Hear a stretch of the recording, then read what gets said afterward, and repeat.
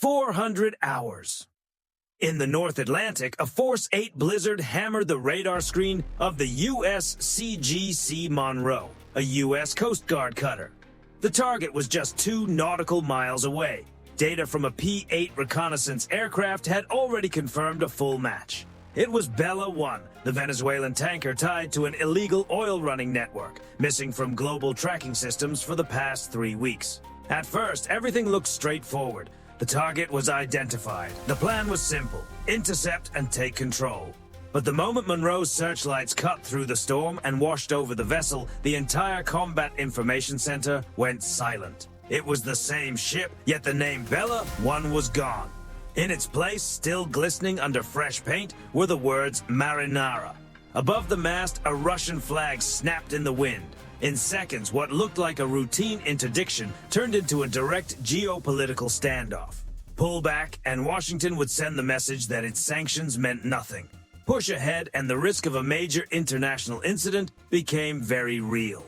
The window to decide was measured in minutes before the vessel could slip farther into international waters. There was no room for a mistake.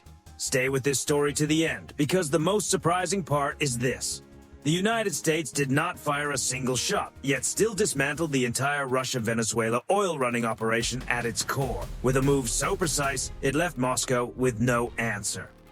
To understand why this confrontation unfolded in such brutal waters near the Arctic, we have to go back 72 hours. After the operation aimed at cutting off former President Maduro's financial lifeline, Washington moved to shut down the oil revenue, keeping the remaining structure of the Venezuelan regime alive. But the trafficking network had prepared for that moment. They had built what officials call a shadow fleet, hundreds of aging tankers bought through shell companies, constantly switching identities and disabling AIS tracking so they could move sanctioned oil across the globe undetected.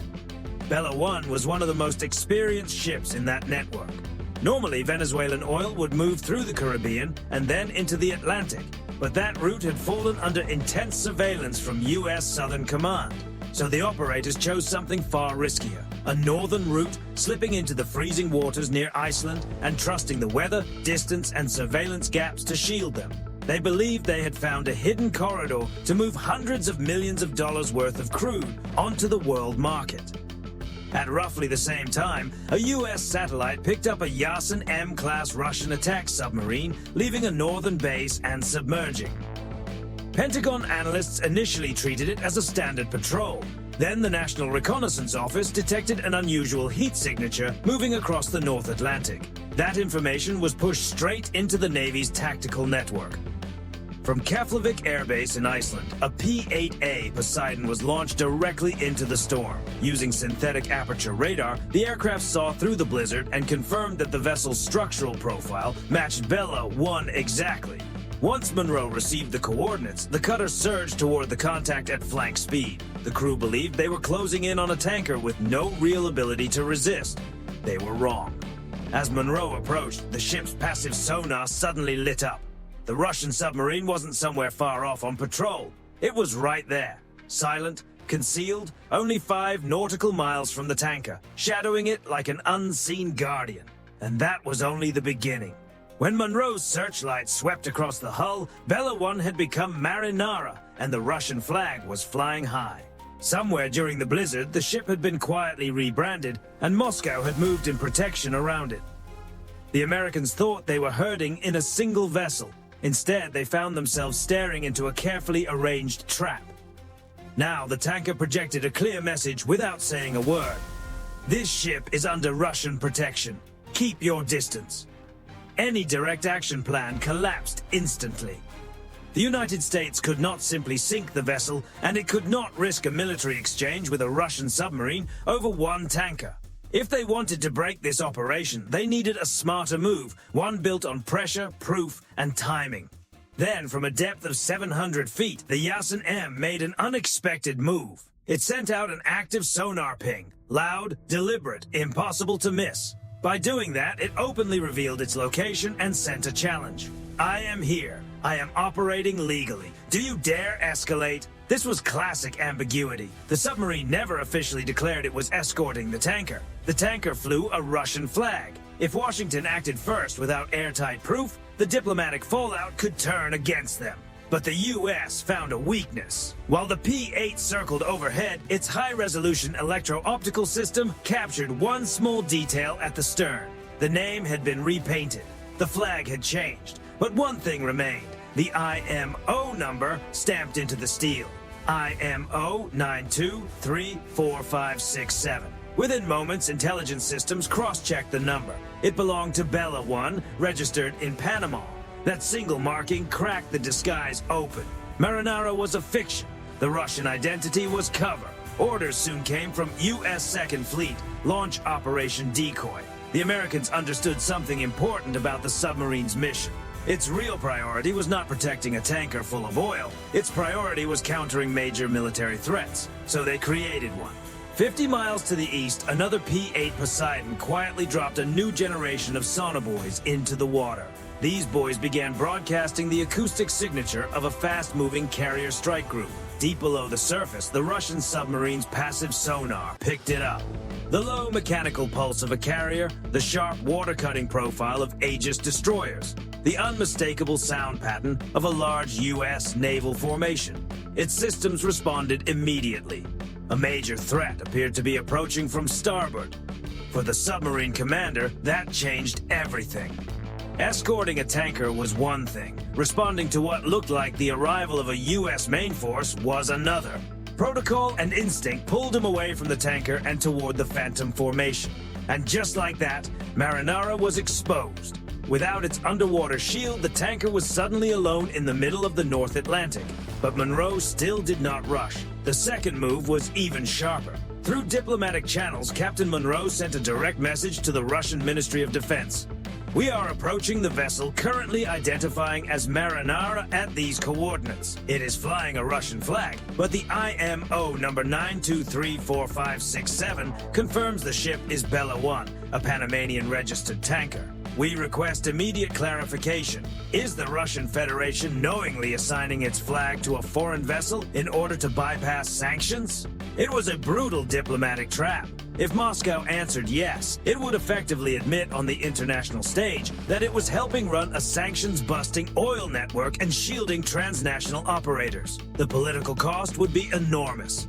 If Moscow answered no, it would preserve plausible deniability, but abandon the ship and everyone on it.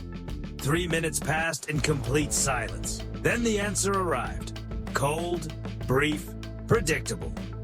The Russian Navy has no recorded activity at these coordinates. Any ship present there does not represent the Russian Federation. That was it. The ship had been disowned. The moment that response came in, Monroe received the green light. First, the cutter activated its electronic warfare suite and jammed the tanker's satellite communications. In seconds, Marinara was cut off from the outside world, unable to transmit, unable to receive, isolated in the storm. Then an MH-65 Dolphin helicopter moved into position overhead and deployed entanglement gear directly in front of the bow. Heavy synthetic lines wrapped into the tanker's propulsion system, forcing the massive ship to lose maneuverability and grind to a stop. Its engines strained, shook, and then fell silent. Next came the boarding team, a specialized U.S. unit fast-roped onto the deck. Instead of opening fire, they used flashbangs and a long-range acoustic device, a focused high-frequency sound system designed to overwhelm and disorient without causing lasting injury. The armed contractors on board were thrown off balance almost instantly, forced to drop their gear, cover their ears, and retreat. The American team advanced in tight, close-quarters formation, securing the deck, subduing resistance, and disarming the guards without a single shot. Then they pushed straight for the bridge. Inside, the Russian captain tried to seal himself behind reinforced doors. It bought him almost no time.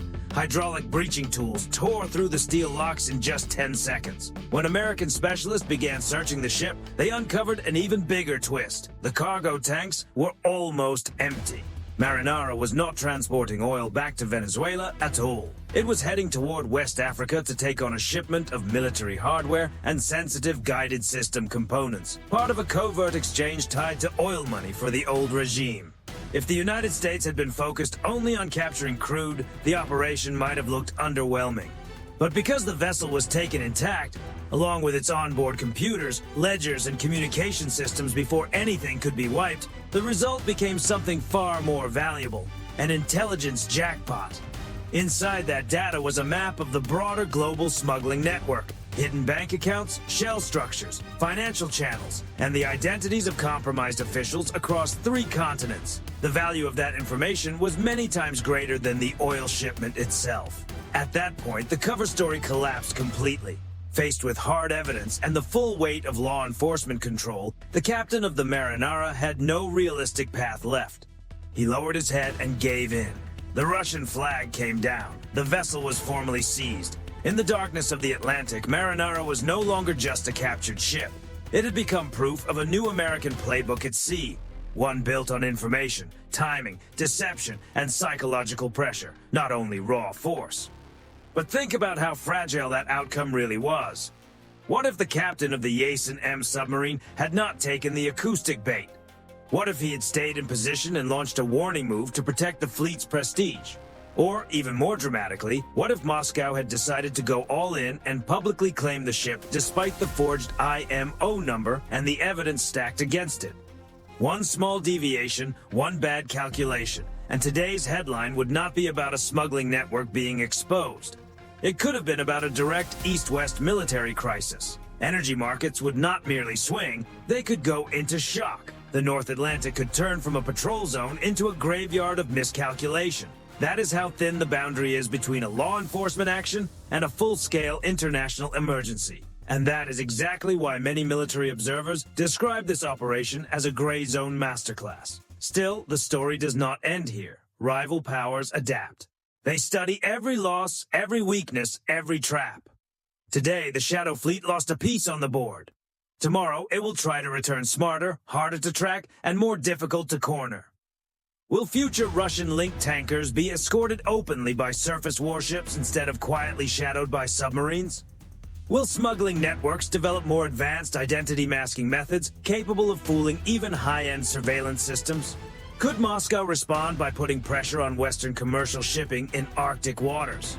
The contest at sea is only becoming more complex, more technical, and more dangerous. And as that next phase begins, the U.S. Navy and Coast Guard will need even deeper traps, sharper analysis, and faster decisions. So what do you think about Moscow's cold calculation, sacrificing the pawn to preserve the bigger piece? Do you think Washington can hold this advantage for long, or is a surprise countermove already taking shape? If this kind of military analysis interests you, leave a like on the video. Share it with friends who follow geopolitics and naval strategy, because modern conflict is no longer decided by strength alone.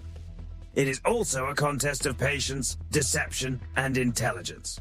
And of course, subscribe and turn on notifications, because when the next geopolitical chess match unfolds, we'll be here to break it down with you in a way that is clear, detailed, and impossible to ignore.